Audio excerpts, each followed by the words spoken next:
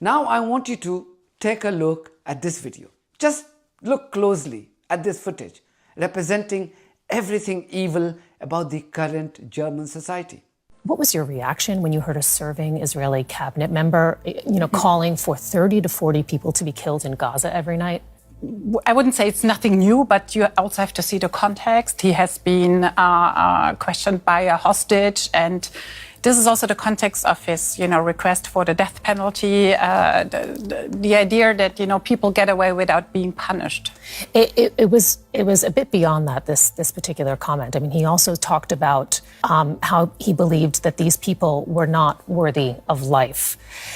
Rhetoric like this. To what extent do you see this dehumanizing Palestinians and further undermining civilian protection?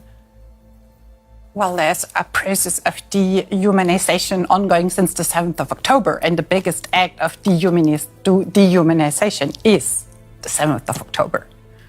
Babies have been burned, women have been raped, and people have held hostage, starved for more than 700 days. So, there is a history of dehumanization, which was, started by the attack of 7th of October. So we have to put this into the context, which I don't want to justify it, but it makes it unacceptable until the very day.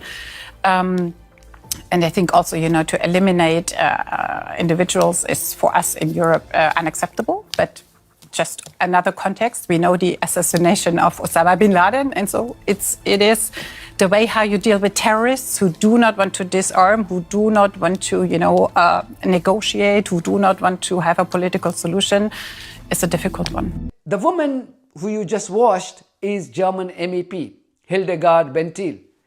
Watch her face. Watch the facial expression as she sits there effortlessly justifying the genocidal rhetoric of Israeli terrorist Ben Gvir.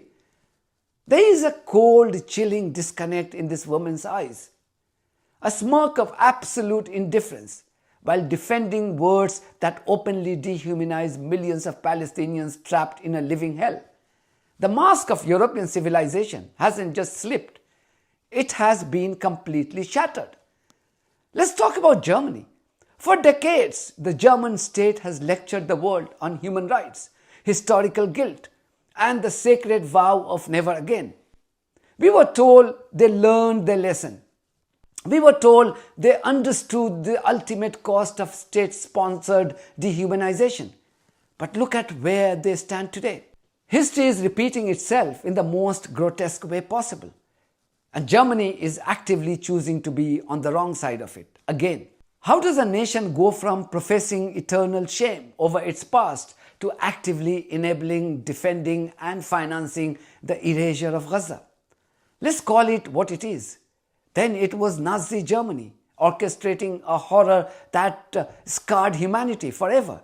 Today, it is the Gaza Holocaust, and official Germany is not a bystander. It is an active participant. When politicians like Hildegard Bentil use their platforms to sanitize genocidal chants, they are nodding along to the destruction of an entire people. They aren't just failing to stop it, they are legitimizing it. The moral superiority is gone. The lectures are over.